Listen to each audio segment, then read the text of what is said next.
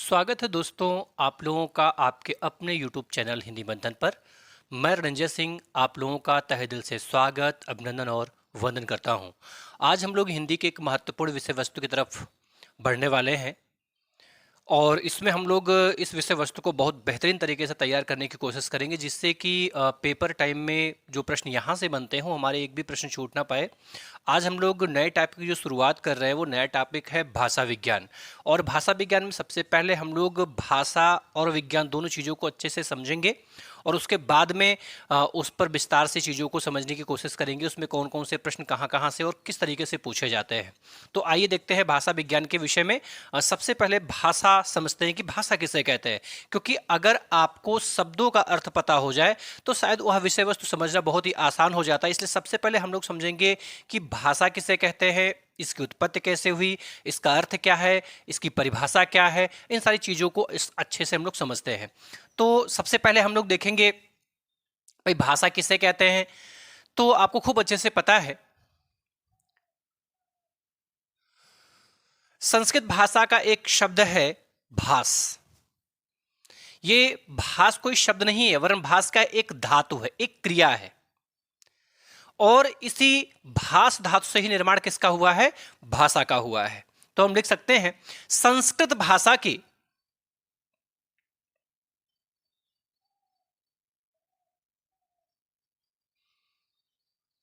संस्कृत भाषा के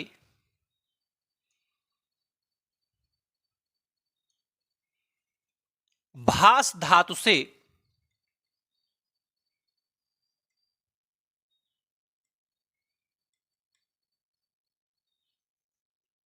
धातु से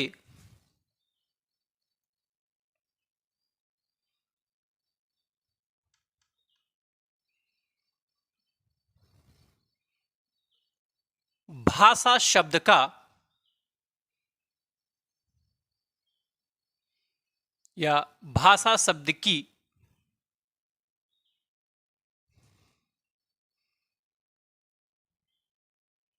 व्युत्पत्ति हुई है,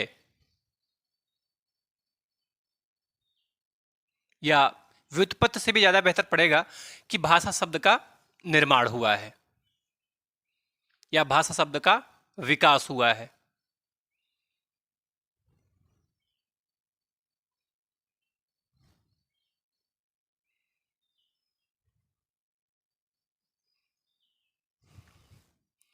विकास हुआ है।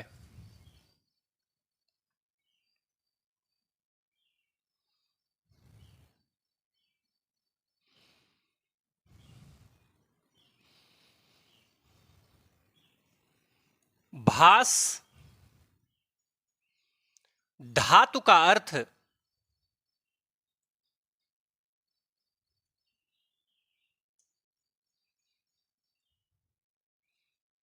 व्यक्त वाणी होता है।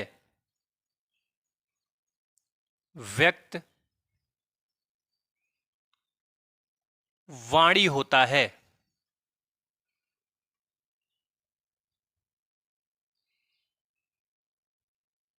व्यक्त वाणी होता है।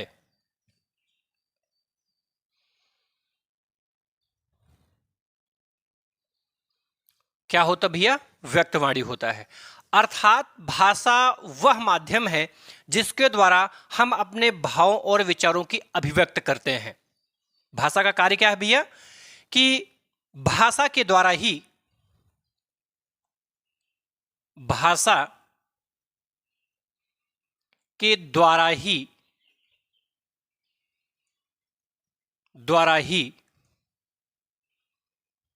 हम अपने भाव एवं विचार या भावों एवं विचारों की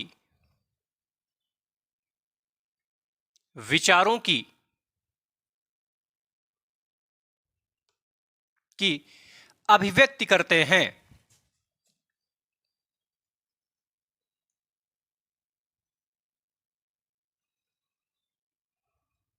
अभिव्यक्ति करते हैं।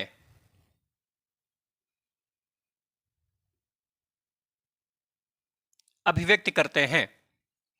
अगर आपसे पूछा जाए कि ये जो भाषा शब्द है, ये भाषा शब्द किस प्रकार का शब्द है, तो ध्यान में रखना भाषा शब्द तत्सम शब्द है। कैसा शब्द भैया? तत्सम शब्द है। इस भाषा शब्द का निर्माण कैसे हुआ है, इसका विकास कैसे हुआ है? तो भाषा शब्द का जो निर्माण हुआ या विकास हुआ है वो भास धातु से हुआ है। किस धातु से? भास धातु से हुआ है। इस भास धातु का अर्थ क्या है? तो इस भास धातु का अर्थ होता है भैया व्यक्तवाणी। क्या होता है? व्यक्तवाणी होता है। ठीक, ये भाषा होती क्या है? तो भाषा के द्वारा ही हम क्या करते हैं? हम अपने भावों और विचारों की अभिव्यक्त करते हैं। भाव और विचारों की क्या करते हैं? अभिव्यक्त करते हैं। आज मैं आपको जो पढ़ा पा रहा हूं, अपनी बात को आपके समक्ष स्पष्ट कर पा रहा हूं, उसका एकमात्र कारण भाषा है। अगर हमारे पास हमारी भाषा ना होती तो शायद मैं अपने भाव और विचारों को आप तक पहुंचा नहीं पाता, आपको समझा नहीं पाता। तो हम किसी भी बात को जो दूसरे को समझा पाते हैं, बता पाते हैं, उसका एकमात्र कारण क्या होती भैया? भाषा होती है। भाषा वह माध्यम है, वह मीडिएटर है जिसके द्वारा हम अपने भाव और विचारों को दूसरों के समक्ष प्रकट करते हैं या दूसरे को अपने भाव और विचारों को समझा पाते हैं। ठीक है, तो भाषा हमारे जीवन का एक महत्वपूर्ण अंग है। यदि हमारी भाषा न होती, समाजशास्त्रीय दृष्टिकोण से यदि देखा जाए, यदि हमारे पास हमारी भाषा न होती तो हम भी बिना सींग और पूंछ के एक जानवर रह जाते। क्योंकि जानवर मतलब जो पशु पक्षी होते हैं उनकी अपनी कोई भाषा नहीं होती है, उनकी अपनी कोई भाषा नहीं होती, उनका तो संकेत होता है। वो जो आवाजें निकालते हैं वो कोई भाषा का रूप नहीं है, उसे आप बोली भाषा नहीं कह सकते हैं, वो तो एक संकेत होता है। क्या होता भैया? संकेत होता है। और हम मनुष्य जो हैं औरों से श्रेष्ठ इसीलिए माने जाते हैं कि हमारे पास हमारी भाषा है और हमारी संस्कृति है। हमारी भाषा और हमारी संस्कृति के कारण ही हम श्रेष्ठ माने जाते हैं। और यही दो चीजें हमसे अगर हटा दी जाएं तो हम भी पशुओं की कैटेगरी में आकर के खड़े हो जाएंगे। बात समझ में आई भी यहां तक की? चलिए आगे समझते हैं। यदि हम इसके गुण की बात करें तो ध्यान रहे भैया, यह जो है एक अर्जित गुण होता है। कैसा गुण होता है? अर्जित गुण होता है। भाषा पैतृक नहीं होती है, जन्मजात नहीं होती। मतलब कहने का मेरा अभिप्राय यह है कि आप ऐसा नहीं कह सकते हैं कि कोई भी भाषा कोई भी बच्चा माँ के गर्भ से सीख करके आए। अगर ऐसा होता तो बच्चे को आगे चल के कोई मेहनत ही नहीं करना होता। भाई माँ बाप को तो 2-3 भाषाओं का ज्ञान है, बच्चे का जन्म होता है 2-3 भाषाओं का ज्ञान उससे पहले से ही हो जाता, जबकि ऐसा नहीं होता है। भाषा व्यक्ति का अर्जित गुण होता है। यह पैतृक या फिर पैतृक के साथ साथ यह जन्मजात गुण नहीं होता है। तो आप लिख सकते हैं भाषा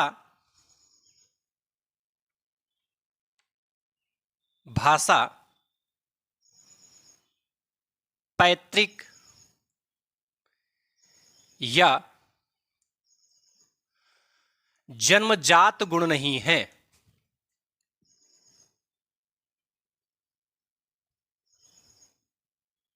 जन्मजात गुण नहीं है, नहीं है। यह व्यक्ति का अर्जित गुण होता है। व्यक्ति का अर्जित गुण होता है।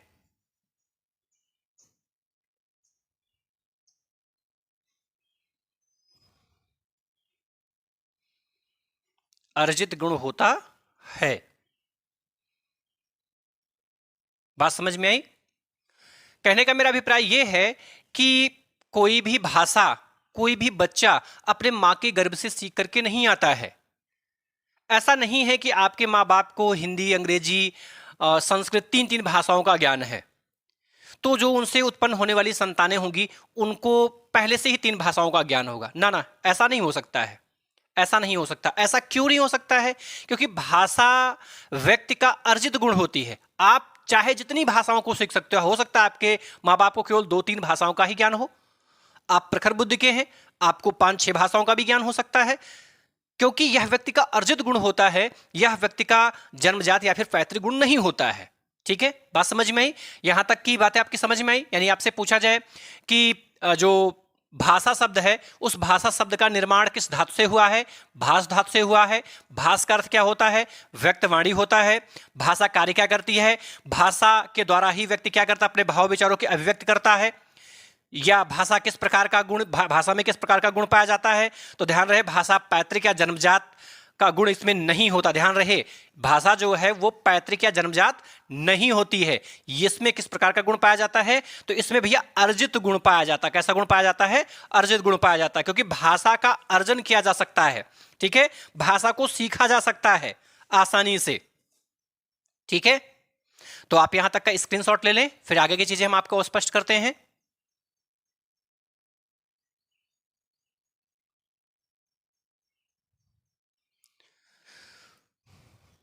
ले लिया स्क्रीनशॉट आपने? यहां तक की बात समझ में आ गई आपके? चलिए, दूसरी महत्वपूर्ण बात देखिए, बहुत सारी किताबों में मैंने देखा और बड़ा भ्रामक भी मामला यहां तक का बना रहता है कि भाषा कितने प्रकार की होती है ना? भाषा कितने प्रकार की होती है? कई किताबों में कहीं कहीं 2 प्रकार दिया गया है, कहीं कहीं 3 प्रकार दिया गया है। तो ये कहीं ना कहीं मन में भ्रम बना रहता है कि वास्तव में भाषा के कितने प्रकार होते हैं। तो ध्यान रहे, भाषा 3 प्रकार की होती। कितने प्रकार की? 3 प्रकार की। ये बात आपको ध्यान में रखनी होगी। भाषा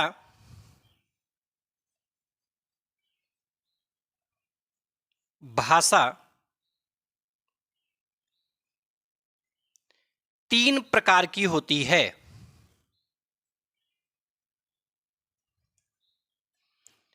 3 प्रकार की होती है।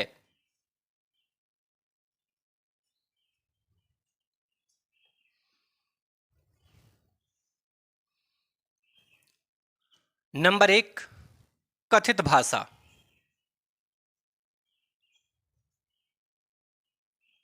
कथित भाषा। नंबर 2, लिखित भाषा। कैसी भाषा भैया? लिखित भाषा। और तीसरा क्या है? सांकेतिक भाषा।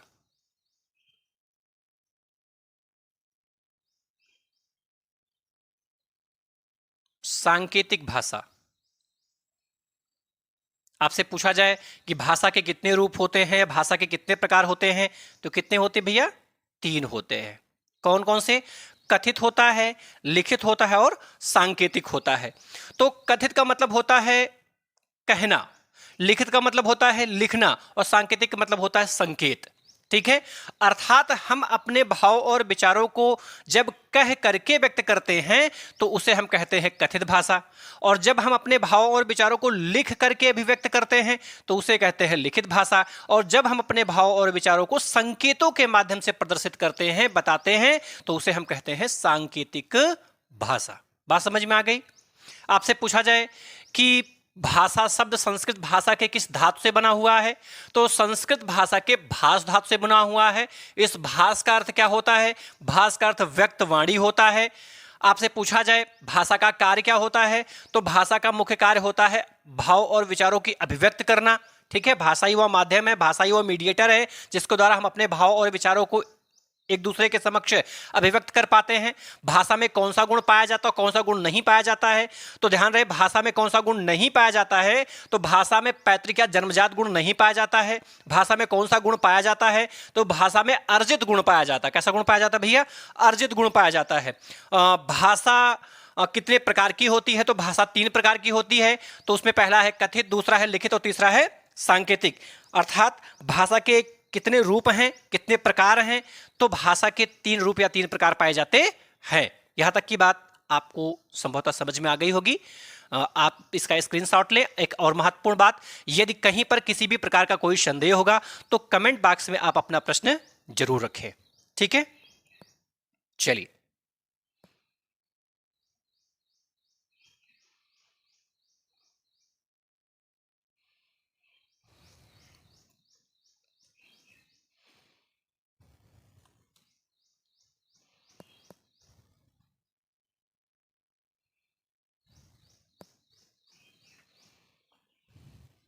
चलिए आगे देखते हैं हम लोग।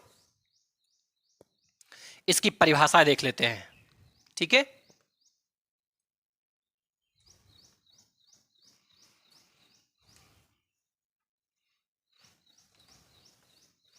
देखिए बात तो समझ में आ गई होगी ना कि भाषा किसे कहते हैं। तो आप एकदम सरल बात में इस चीज को समझ लो, एक सरल शब्दों में इन चीजों को समझ लो कि भाषा जो है भैया ना, भाषा क्या है, एक माध्यम होता है भाव और विचारों को अभिव्यक्त करने का। हम अपने भाव और विचार जो अभिव्यक्त कर पाते हैं वो भाषा के द्वारा ही संभव है। अगर हमारी भाषा हमसे छिन जाए तो शायद हम अपने भाव और विचारों को एक दूसरे के समक्ष अभिव्यक्त ही ना कर पाए, बता ही ना पाए। ठीक है, परिभाषा लिखेंगे इसकी हम, बड़ी फेमस परिभाषा है बाबूराम सक्सेना जी की। परिभाषा, ये परिभाषा इसलिए हम लिख रहे हैं क्योंकि यह परिभाषा डायरेक्ट ही पूछ ली गई है कि यह परिभाषा किसकी है। ठीक है, लिखेंगे जिन ध्वनि चिन्हों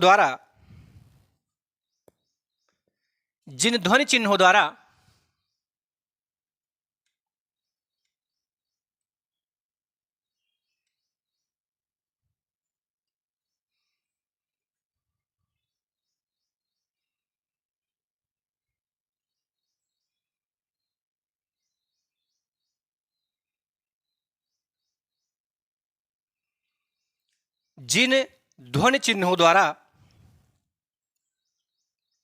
मनुष्य परस्पर विचारों का विचार विनिमय करता है, मनुष्य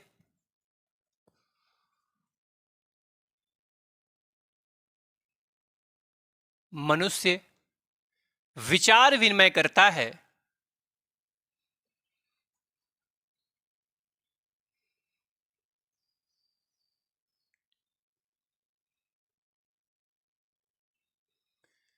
करता है।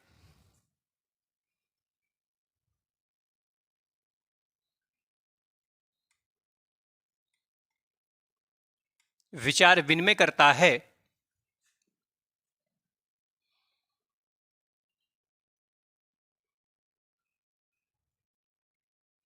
उसके समष्टि रूप को भाषा कहते हैं। उसके समष्टि रूप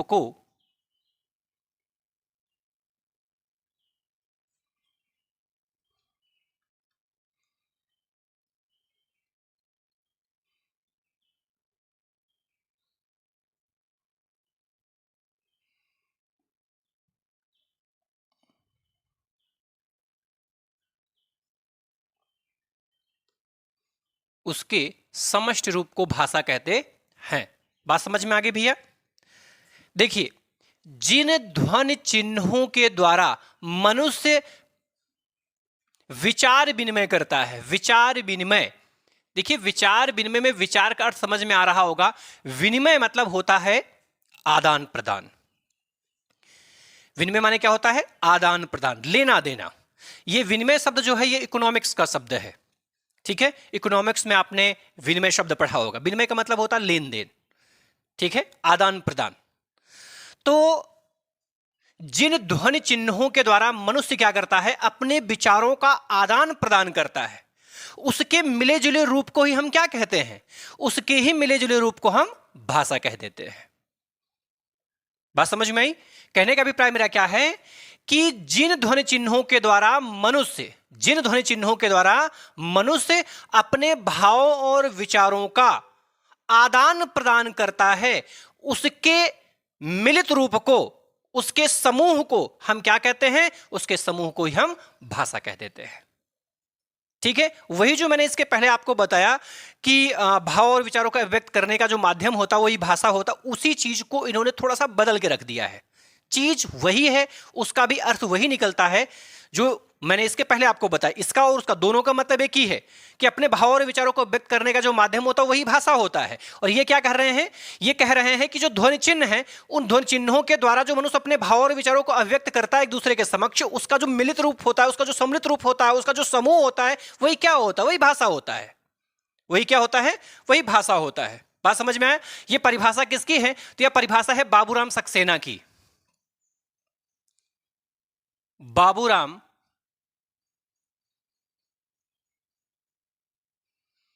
सक्सेना।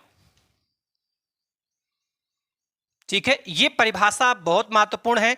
कई बार पेपर में ये डायरेक्ट परिभाषा ही पूछी जा चुकी है, इसलिए आपको ये परिभाषा ध्यान में रखनी होगी कि ये परिभाषा किसकी है। तो ये परिभाषा है बाबूराम सक्सेना जी की।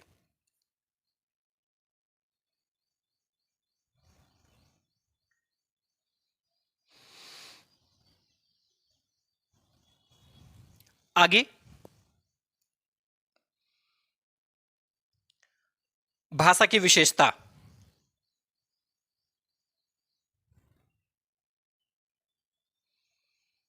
भाषा की विशेषता।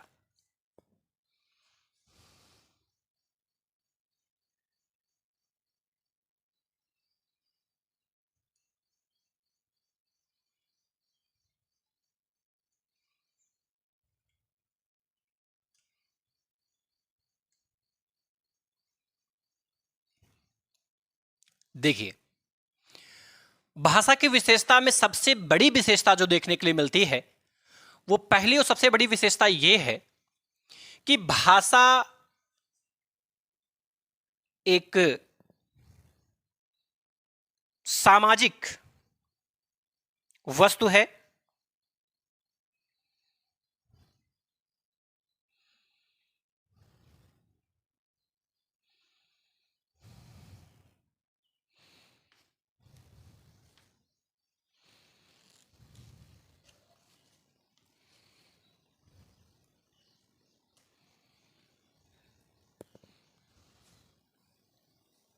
भाषा एक सामाजिक वस्तु है।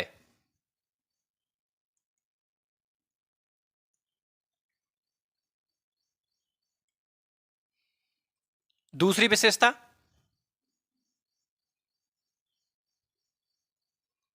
भाषा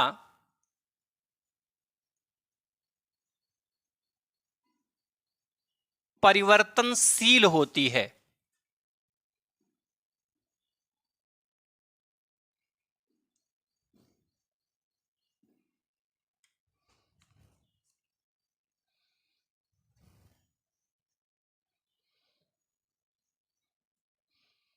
भाषा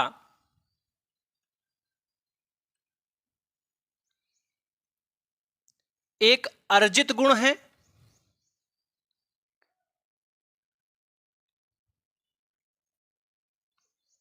गुण है, पैतृक या जन्मजात नहीं।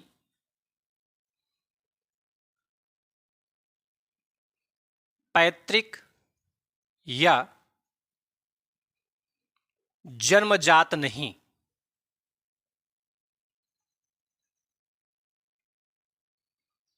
जन्मजात नहीं। बात समझ में आई? देखिए, भाषा एक सामाजिक वस्तु है। कहने का मतलब, किसी भी भाषा का जो विकास होता है वह कब होता है? वह समाज में होता है। जब व्यक्ति समाज में होता है तभी उसके अंदर सामाजिक गुणों का भरमार होता, सामाजिक गुण वो सीखता है। अगर व्यक्ति को उसके समाज से अलग कर दिया जाए, पृथक कर दिया जाए, तो व्यक्ति के अंदर सामाजिक गुणों का विकास नहीं होगा, अर्थात उसका सामाजिकरण नहीं होगा। व्यक्ति का जो सामाजिकरण होता है वो समाज में रह करके ही होता है। व्यक्ति जो भाषाओं को सीखता है वो समाज में रह करके ही सीखता है, समाज के लोगों के द्वारा ही सीखता है। अपने परिवार, आस पड़ोस और गांव, देश के लोगों के साथ में रह करके वो उन भाषाओं को सीखता है, ग्रहण करता है। अगर किसी भी व्यक्ति को उसके समाज से अलग कर दिया जाए तो कभी भी किसी भी भाषा को सीख भी नहीं सकता है। आप ये, क्योंकि ये विषय वस्तु समाज शास्त्र से जुड़ा हुआ है। आपने इंटरमीडिएट में भी पढ़ा था और वहाँ आपने अमला और कमला का उदाहरण देखा था। अमला और कमला नाम की दो जो बालिकाएं थी, उनको कुछ समाजशास्त्रियों ने इस एक्सपेरिमेंट के लिए, इस प्रयोग के लिए उनको समाज से दूर कर दिया कि क्या वास्तव में समाज का प्रभाव व्यक्ति पर पड़ता है कि नहीं पड़ता है, और उनको भेड़ के माद में रख दिया गया। ठीक है, तो जब भेड़ों के माद में उनको रख दिया गया, भेड़ियों के, तो वास्तव में हुआ क्या? जैसे भेड़ियों का गुर्राना था, ठीक है, जैसे भेड़ियों का चलना था, ठीक वही सारे गुण उन लड़कियों में भी विद्यमान हो गए। जैसे हम आप बोल रहे वैसा वो बोल नहीं पा रही थी, क्योंकि उनका समाज क्या हो गया, भेड़ियों के साथ उनको रखा गया। और भेड़ियों के साथ उनको रखने से जो प्रक्रिया भेड़ियों में थी, जो चीजें भेड़ियों के अंदर थी, जैसे दो हाथ और दो पैर के सहारे से उनका चलना होता है, ठीक वो लड़कियां भी हाथ और पैरों के सहारे से चल रही थी। अब जैसे वो गुर्राते ठीक वैसे वो भी गुर्रा रहे थे। जैसे हम आप बोल रहे थे वैसे बोलने की प्रक्रिया का विकास उनके अंदर नहीं हुआ। इससे इस बात की पुष्टि हो गई कि वास्तव में किसी भी व्यक्ति के अंदर जो सामाजिक गुणों का विकास होता है वो समाज में रह करके होता है। अर्थात जो व्यक्ति किसी भी भाषा को सीखता है वो समाज में रह करके सीखता है। इसलिए भाषा को क्या माना गया, एक सामाजिक वस्तु माना गया। जब व्यक्ति समाज में रहता है तभी वह भाषा को सीख पाता है, क्योंकि भाषा क्या है, भाषा एक सामाजिक वस्तु है। कैसी वस्तु है भैया, सामाजिक वस्तु है। जब व्यक्ति समाज में रहेगा तब वह व्यक्ति की सामाजिक वस्तु अर्थात भाषा को वो सीखेगा। व्यक्ति समाज में रह करके ही किसी भी भाषा को ग्रहण कर सकता है, सीख सकता है। दूसरी महत्वपूर्ण बात, भाषा परिवर्तनशील होती है। अब ये मामला परिवर्तनशील कैसे होती है, देखिए भैया, भाषा का कोई अंतिम रूप नहीं होता है। भाषा का कोई अंतिम रूप नहीं होता है, ठीक है। कोस कोस पे बदले पानी और चार कोस पर बानी, आपने पंक्ति सुनी होगी ना। वास्तव में भाषा में परिवर्तनशीलता का गुण पाया जाता है, ठीक है।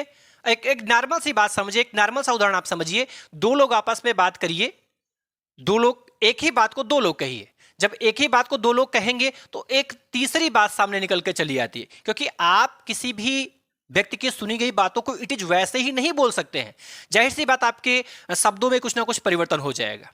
तो ये परिवर्तन क्यों हो जा रहा है, ये परिवर्तन इसलिए हो जा रहा है क्योंकि भाषा परिवर्तनशील होती है। भाई, मैं इसी पंक्ति को, जैसे ये लिखा गया है, अब इसी बात तो यही है, मैं इसी चीज को जब समझा रहा हूं तो उसमें कुछ परिवर्तन हो रहा है कि नहीं हो रहा है, क्योंकि भाषा परिवर्तनशील होती है। ये किसी क्षेत्र विशेष में इसको बांध नहीं सकते हैं। वास्तव में होता क्या है कि जैसे कि मान लीजिए कोई एक गांव है, वो गांव के लोग जिस भाषा को बोल रहे हैं उसी में बाहर से कुछ लोग चले आए। जब बाहर के कुछ लोग चले आएंगे तो उन बाहर के लोगों पर उस गांव के लोगों का प्रभाव और बाहर के लोगों से गांव के लोगों, अर्थात दोनों का एक दूसरे पर प्रभाव पड़ेगा। और दोनों का जब एक दूसरे पर प्रभाव पड़ेगा तो होगा क्या कि भाषा में भी कुछ ना कुछ परिवर्तन आ जाएगा, क्योंकि भाषा का अंतिम रूप होता नहीं है, क्योंकि भाषा परिवर्तनशील होती है।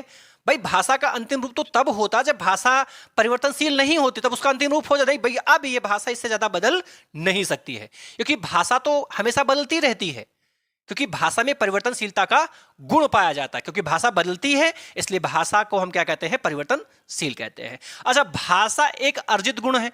देखिए, आप भाषा अर्जित मतलब होता है ग्रहण करना, किसी भी चीज को सीखना, है ना। तो भाषा एक अर्जित गुण है। आप चाहे जितनी भाषा को अर्जित कर सकते हैं, चाहे जितनी भाषा के ज्ञान को प्राप्त कर सकते हैं, सीख सकते हैं, समझ सकते हैं, ठीक है। या व्यक्ति के बुद्धि पर, विवेक पर डिपेंड करता है, वहां के माहौल, वहां की परिस्थिति के ऊपर डिपेंड करता है।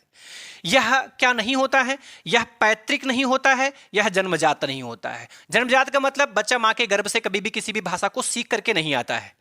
और पैतृक का मतलब यह होता है कि ऐसा नहीं कि माँ बाप जिस भाषा को जानते हैं बच्चा भी उस भाषा को माँ के गर्भ से सीख करके चलाए, ऐसा हो नहीं सकता है, ठीक है। क्योंकि भाषा में अर्जित गुण पाए जाते हैं, या पैतृक या फिर ये जन्मजात गुण इसमें नहीं पाए जाते हैं, ठीक है। बात समझ में आई, आगे समझेंगे हम।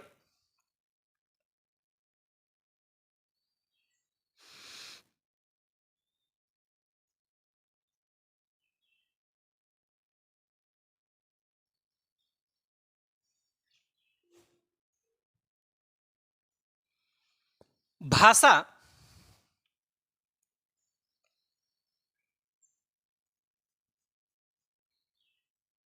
कठिन से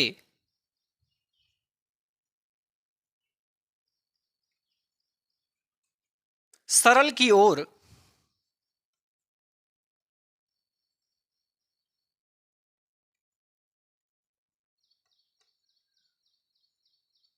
चलती है। ये कठिन से सरल की ओर चलने का मतलब क्या है, कठिन से सरल की ओर चलने का मतलब ये होता है, एकदम सामान्य सी बात समझिए। कभी भी हम किसी भी भाषा को सीखने की जब भी कोशिश करते हैं तो सबसे पहले वो भाषा हमें कठिन लगती है। जैसे आप हिंदी भाषा भाषी लोग हैं, ठीक है, तो आप हिंदी को तो आसानी से सीखे हुए, क्योंकि बचपन से आप बोल रहे हैं, तो आपको भाषा में कोई विशेष दिक्कत, हिंदी भाषा को सीखने में कोई विशेष दिक्कत नहीं होगी। लेकिन अब आप अंग्रेजी भाषा सीखिए। तो जब आप अंग्रेजी भाषा को सीखना शुरू करेंगे तो शुरू में वो भाषा आपको बहुत कठिन लगेगी, लेकिन जब धीरे धीरे थोड़ा थोड़ा थोड़ा थोड़ा थोड़ा थोड़ा करके उसके नियम को, उसके सिद्धांत को आप सीखते रहेंगे, तो एक दिन ऐसा आएगा, सीखते सीखते सीखते वही भाषा क्या हो जाएगी, आपके लिए आसान हो जाएगी। जो भाषा स्टार्टिंग में, शुरुआत में, प्रारंभ में कठिन लग रही थी, आज वही भाषा आपको आसान लग रही है। क्या लग रही है? आसान लग रही है। क्यों? क्योंकि जब आप शुरुआत में उस भाषा को सीखना प्रारंभ करने वाले थे, तब उसके नियम सिद्धांतों की जानकारी आपको सम्यक रूप में नहीं थी। और किसी भी नियम या किसी भी सिद्धांत को जब भी आप सीखते हैं तो उसमें थोड़ा सा कठिनता का अनुभव होता है, ठीक है। लेकिन धीरे धीरे वही भाषा क्या हो जाती है, आसान हो जाती है, सरल हो जाती है। ये किसी भी भाषा पर लागू होती, चाहे वो अंग्रेजी हो, चाहे वो संस्कृत हो, चाहे वो मराठी हो, चाहे वो गुजराती, किसी भी भाषा पर यही नियम लागू होता है।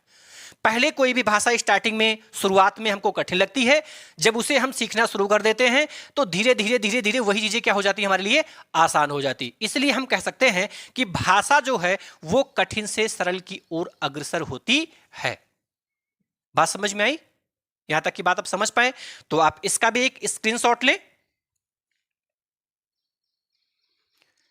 इसका भी आप एक स्क्रीनशॉट ले भैया।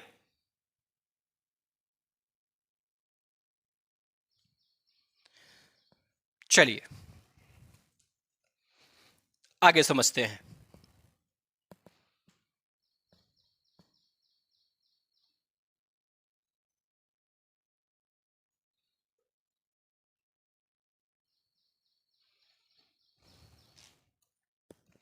भाषा के अंग।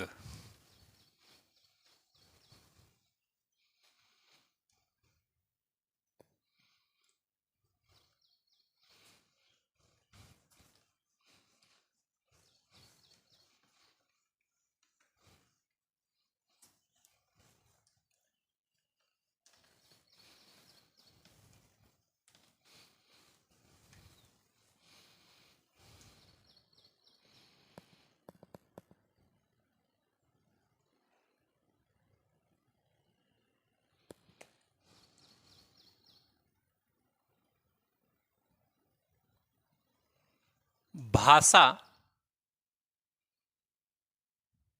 की अंग। भाषा के कितने अंग होते भैया? 3 अंग होते हैं। किसी भी भाषा के, ये हिंदी भाषा की बात नहीं हो रही है, किसी भी भाषा के कितने अंग होते हैं? 3 अंग होते हैं। कौन कौन से अंग होते हैं?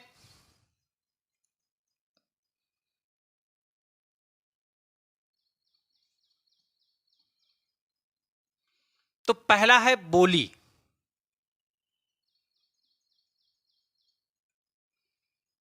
दूसरा है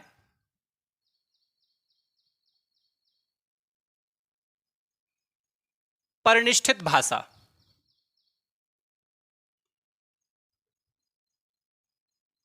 इसी परिनिष्ठित भाषा को हम कहते हैं मानक भाषा।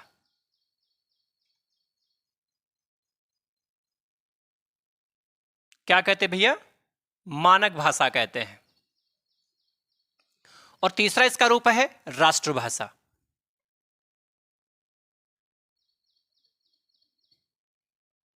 राष्ट्रभाषा।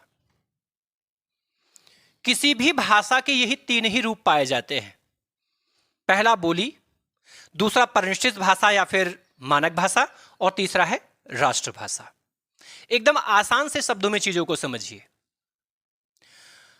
किसी भी क्षेत्र विशेष में बोली जाने वाली भाषा को हम बोली की संज्ञा दे देते हैं, ठीक है। और जब यही बोली का रूप, जब इसी बोली को हम व्याकरणिक नियमों के द्वारा शुद्ध कर देते हैं तो उसी को हम परिनिष्ठित भाषा, शुद्ध भाषा या फिर मानक भाषा मानने लगते हैं। और जब यही मानक भाषा सामाजिक, राजनैतिक और सामाजिक राजनैतिक गुणों को ग्रहण कर लेती है तो वही राष्ट्रभाषा के रूप में परिवर्तित हो जाती है। बात समझ में आई? हम एक एक चीजों को अच्छे से समझते हैं। सबसे पहले हम लोग समझेंगे बोली।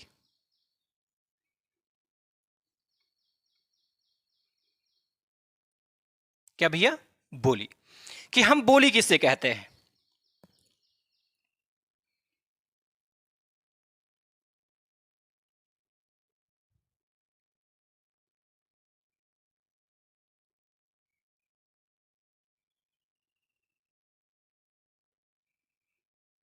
बोली भाषा का वह रूप है, बोली भाषा का वह रूप है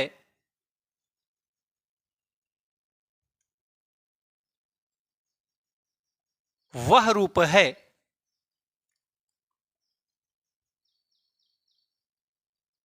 जो सीमित क्षेत्र में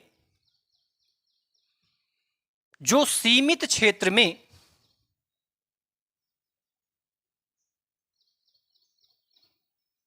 जो सीमित क्षेत्र में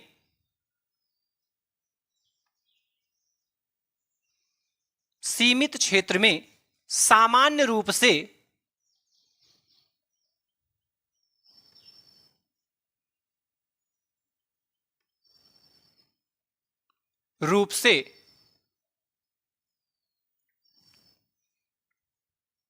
घरों में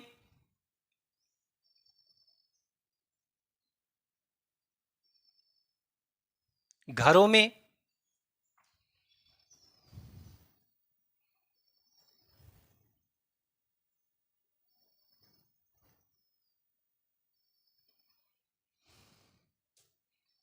एवं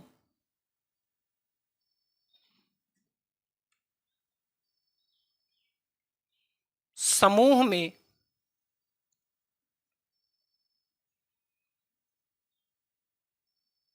लोगों के द्वारा बोली जाती है।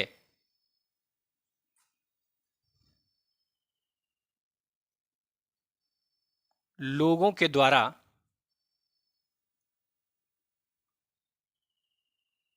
बोली जाती है।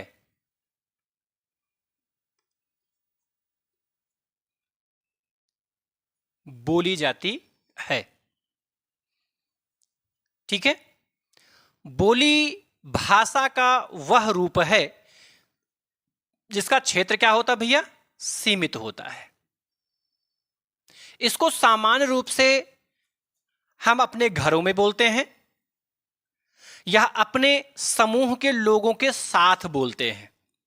जब हमारा ग्रुप बैठता है, ठीक है, पता चले गांव के 2-4 मित्र इकट्ठा मिल जाएं, गांव के मित्र हों, ठीक है, तो वो अपनी वहां की बोली में बोलना शुरू करेंगे। आप कितना ही खड़ी बोली क्यों ना बोलते हो, कितना ही आप अंग्रेजी क्यों ना बोलते हो, लेकिन जब आप परिवार में अपने लोगों के बीच में बैठते हैं तो वो जिस भाषाई क्षेत्र से जुड़े हुए हैं वहां की अपनी जो बोली होगी उस बोली में ही आप उनसे अपने भाव और विचारों को अव्यक्त करना चाहेंगे। क्यों? क्योंकि हम बात तभी करना पसंद करते हैं जब हम जो बात कह रहे हैं वो अगला व्यक्ति सुने और समझे, और सुनने और समझने के साथ साथ उसकी प्रतिक्रिया भी हमें व्यक्त करे। क्या कभी ऐसा भी हुआ कि आप बोलते जाएं और उसकी प्रतिक्रिया अगले से ना मिले, तब भी आप बोलते जाएंगे? नहीं, तब नहीं बोलेंगे आप। कुछ देर बोल करके आप चुप हो जाएंगे। भाई एक सामान्य सा उदाहरण समझिए। फोन देखा आपने? फोन पे जब आप बात करते हैं, मोबाइल पे आप बात करते हैं, तो जब आप बात कर रहे होते हैं और कुछ देर अगर अगले का प्रत्युत्तर आपके समक्ष नहीं आता, हाँ हूं, कुछ भी नहीं बोल रहा है, तो आपको ऐसा महसूस होता कि अगला व्यक्ति सुन नहीं रहा है, और क्या तब भी आप बोलते जाते हैं? नहीं, तब आप रुक जाते हैं। आप कहते हैं क्या भाई अब मेरी बात सुन रहे हैं कि नहीं सुन रहे हैं? क्यों कहते हैं? क्योंकि वास्तव में होता क्या है कि हम अपने भावों और विचारों को अपने के समक्ष तब तक व्यक्त करते हैं जब तक कि उसकी प्रतिक्रिया वहां से आती रहती है। और हम अपने भाव और विचारों को, आपको खूब अच्छे से पता होगा, आपने भारतेंदु हरिश्चंद्र जी की वो पंक्ति सुनी होगी, निज भाषा उन्नति है सब उन्नति को मूल, और बिन निज भाषा ज्ञान के मिटे नहीं को सूल। किसी भी व्यक्ति के हृदय का जो दर्द होता है, जो कष्ट होता है, वो तभी वो दूसरे के समक्ष अभिव्यक्त कर सकता है जब वो अपनी भाषा में अभिव्यक्त करने की कोशिश करे।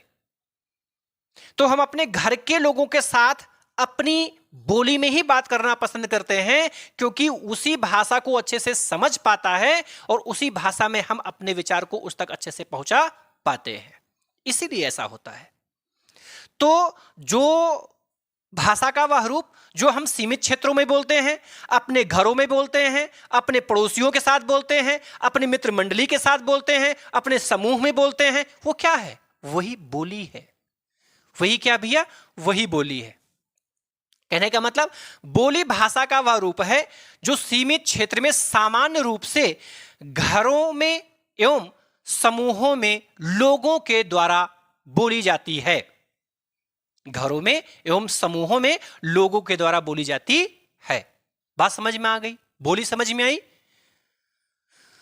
बोली भाषा का वह रूप है जो सीमित क्षेत्रों में हम अपने घरों में और अपने पड़ोसियों के मध्य बोलते हैं। एकदम सामान्य भाषा में समझ लीजिए। आप ये भी नहीं समझ पा रहे हैं तो इसको और आसान भाषा में आप कर सकते हैं। दूसरे शब्दों में दूसरे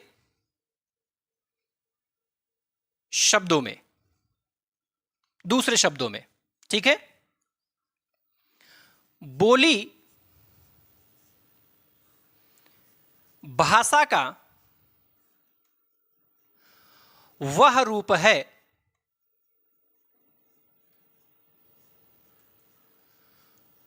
जो हम अपने घरों में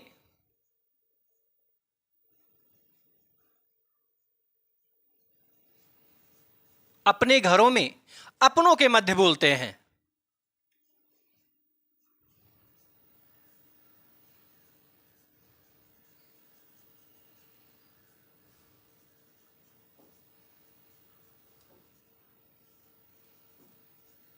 अपनों के मध्य बोलते, ये याद हो जाएगा ना आपको। बोली भाषा का वह रूप है जो सीमित क्षेत्रों में बोलने के साथ साथ हम अपने घरों में अपने लोगों के बीच में बोलते हैं। भाई, जो हमारे घर के लोग मिलते हैं, हमारे हित मित्र मिलते हैं, हमारे क्षेत्र के लोग मिलते हैं, तो उनसे हम अपनी भाषा में बोलते हैं। वहां की अपनी जो लोकल लैंग्वेज होती है वही क्या है? बोली है। जैसे हम लोगों की अपनी भाषा क्या है? हम लोगों की भाषा हिंदी है। लेकिन कोई पूछे हम लोगों की बोली क्या है, तो हम लोगों की बोली अवधी है, क्योंकि हम अवध प्रदेश में रहते हैं। और अवध प्रदेश में रहने के कारण ही हमारी अपनी बोली क्या है? अवधी है। और हमारी अपनी भाषा क्या है? हिंदी है। बोली का क्षेत्र सीमित होता है और भाषा का क्षेत्र अपेक्षाकृत बड़ा होता है। बस बात समझ में आ गई? बात समझ में आई? आपसे कोई पूछे भाई आपकी बोली क्या है, तो हमारी बोली अवधी है। आपकी भाषा क्या है? हमारी भाषा हिंदी है। हमारी राजभाषा क्या है? हिंदी है ना।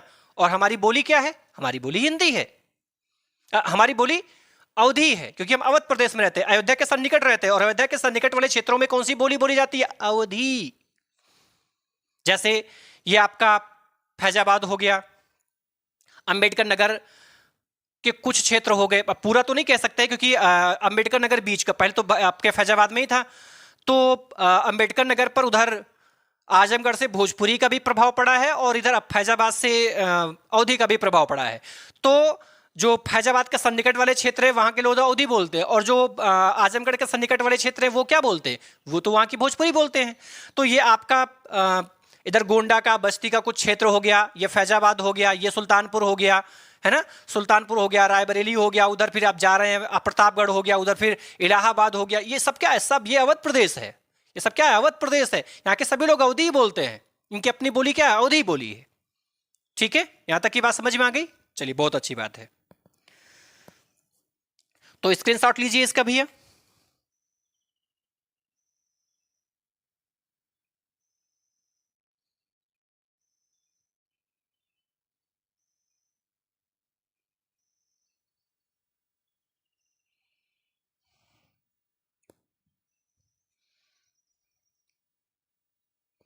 चलिए आगे।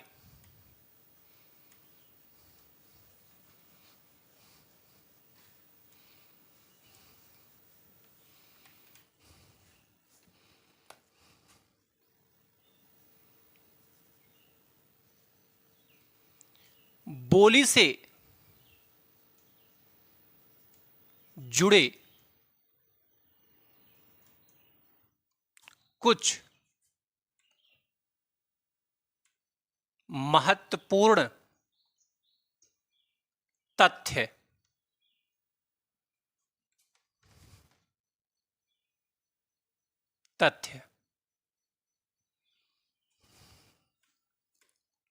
महत्वपूर्ण तथ्य।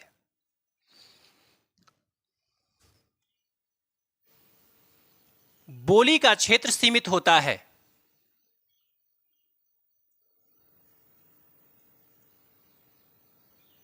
सीमित होता है।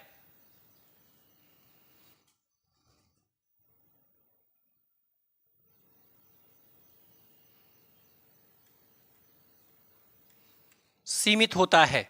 बोली का क्षेत्र क्या होता है भैया? सीमित होता है। किसी भी देश में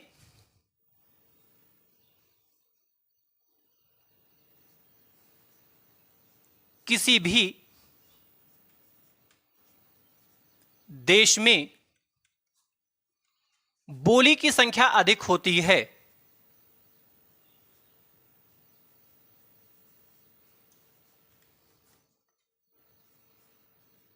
संख्या अधिक होती है।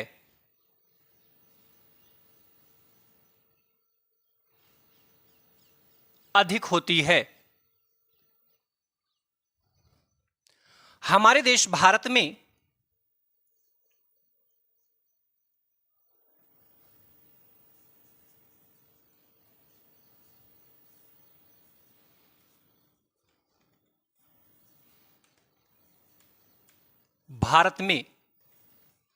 लगभग 600 बोलियां बोली जाती हैं।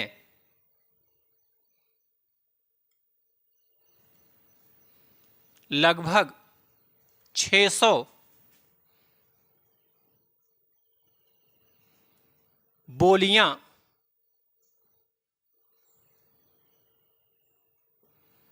बोली जाती हैं।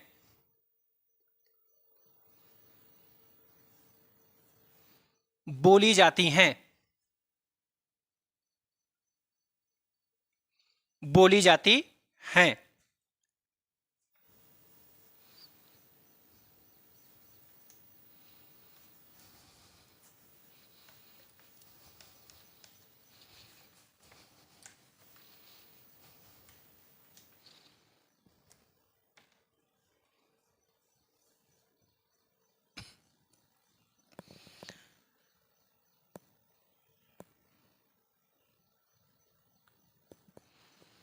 संपूर्ण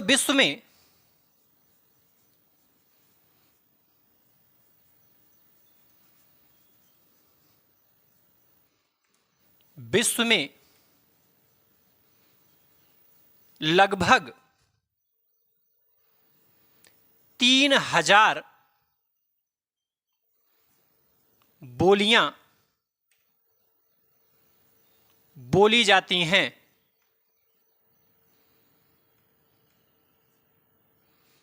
बोली जाती हैं। कितनी भैया? लगभग 3000 बोलियां बोली जाती हैं। बात समझ में आई? कहने का मतलब यह है कि बोली का जो क्षेत्र होता है वो कैसा होता है भैया? सीमित होता है। पहली महत्वपूर्ण बात। दूसरी महत्वपूर्ण बात, किसी भी देश में बोली की जो संख्या होती है वो क्या होती है? अधिक होती है। क्या होती है? अधिक होती है। हमारा देश जो भारत है, भारत में लगभग कितनी बोलियां बोली जाती हैं? 600 बोलियां बोली जाती हैं। और विश्व में लगभग कितनी बोलियां बोली जाती हैं? तो 3000 बोलियां बोली जाती हैं। बात समझ में आ गई? यहां तक की बात समझ में आई? आज की क्लास को हम यहीं पर स्थगित करते हैं। इसके आगे जो हमको परिनिष्ठित भाषा पढ़ना है उसको हम अगली क्लास में पढ़ेंगे, क्योंकि वीडियो बहुत लंबा हो जाएगा तो आपको थोड़ी सी समस्याएं हो सकती हैं। और यदि आप चाहते हैं कि वीडियो और लंबा हो तो उसके लिए भी आप हमें कमेंट कर सकते हैं।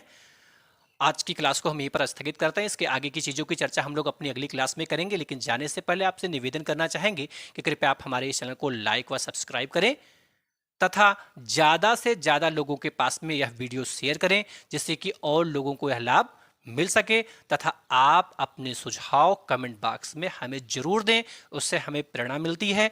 हम चीज़ों को और बेहतर तरीके से करने की कोशिश करते हैं। धन्यवाद।